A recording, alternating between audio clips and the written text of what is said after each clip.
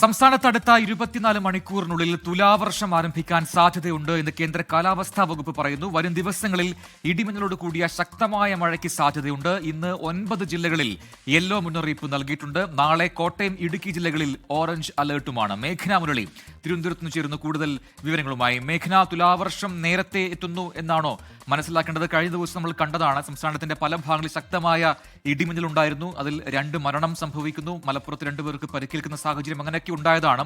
സ്വാഭാവികമായിട്ടും തുലാവർഷത്തിന്റെ ഒരു പ്രത്യേകതയും അതാണ്. എന്തൊക്കെ മുന്നറിയിപ്പുകളാണ് ഇപ്പോൾ കേന്ദ്ര കാലാവസ്ഥാ കേന്ദ്രം നൽകുന്നത്?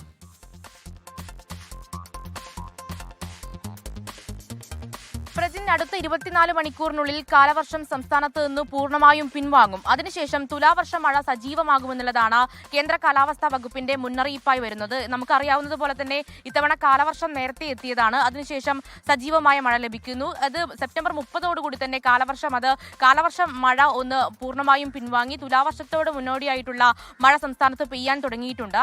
അതിൽ സാധാരണഗതിയിൽ ഒക്ടോബർ 10 ശേഷം ഏത് സമയവും തുലാവർഷ മഴയെ പ്രതീക്ഷിക്കാമെന്നുള്ളതാണ് കേന്ദ്ര കാലാവസ്ഥാ വകുപ്പ് മുന്നേ തന്നെ മുന്നറിയിപ്പ് നൽകിയിട്ടുണ്ടായിരുന്നത്. അതിൽ ഈ കഴിഞ്ഞ ദിവസങ്ങളിൽ തെക്കൻ മധ്യ കേരളത്തിൽ ലഭിച്ചിരിക്കുന്ന മഴയും അത് ഈ തുലാവർഷത്തിനോട് മുന്നോടിയായിട്ടുള്ള മഴയാണ് എന്നുള്ളതാണ് കേന്ദ്ര കാലാവസ്ഥാ വകുപ്പ് ഒരു മുന്നറിയിപ്പ് നൽകുന്നത്. അതുമായി ബന്ധപ്പെട്ട് ഇനി അങ്ങോട്ട് അടുത്ത 24 മണിക്കൂറിൽ തന്നെ സംസ്ഥാനത്ത് തുലാവർഷം എത്തി എന്നുള്ളൊരു അറിയിപ്പ് കേന്ദ്ര കാലാവസ്ഥാ വകുപ്പിന്റെ ഭാഗത്ത് നിന്ന് ഉണ്ടാകുമെന്നുള്ളത് നമുക്ക് പ്രതീക്ഷിക്കുകയും ചെയ്യാം. അതുപോലെ തന്നെ അറബിക്കടലിൽ ഒരു ന്യൂനമർദ്ദ സാധ്യതയുണ്ട്. ബംഗാൾ ഉൾക്കടലിൽ ചക്രവാത ചുഴി രൂപപ്പെട്ടിട്ടുണ്ട്.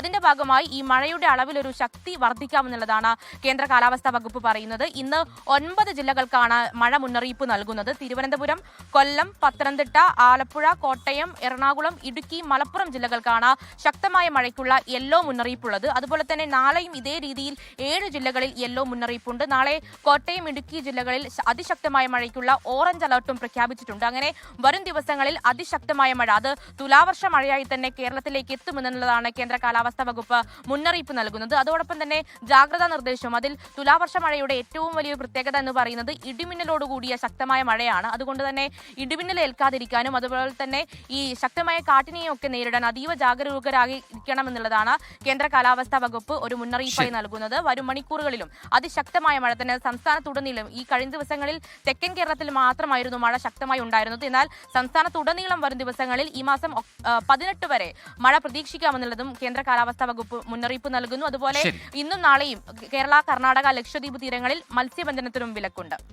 മേഘന മുരളിയാണ് വിശദാംശങ്ങൾ നൽകിയത് തിരുവനന്തപുരത്ത് നിന്ന്. ലോകത്തെവിടെയായാലും ഏത് സമയത്തും 24 വാർത്തകളും ഓഗ്മെന്റഡ് റിയാലിറ്റി പാക്കേജുകളും എക്സ്പ്ലെയിനറുകളും വിശദമായി കാണാൻ ഞങ്ങളുടെ യൂട്യൂബ് ചാനൽ നിങ്ങൾക്ക് സബ്സ്ക്രൈബ് ചെയ്യാം.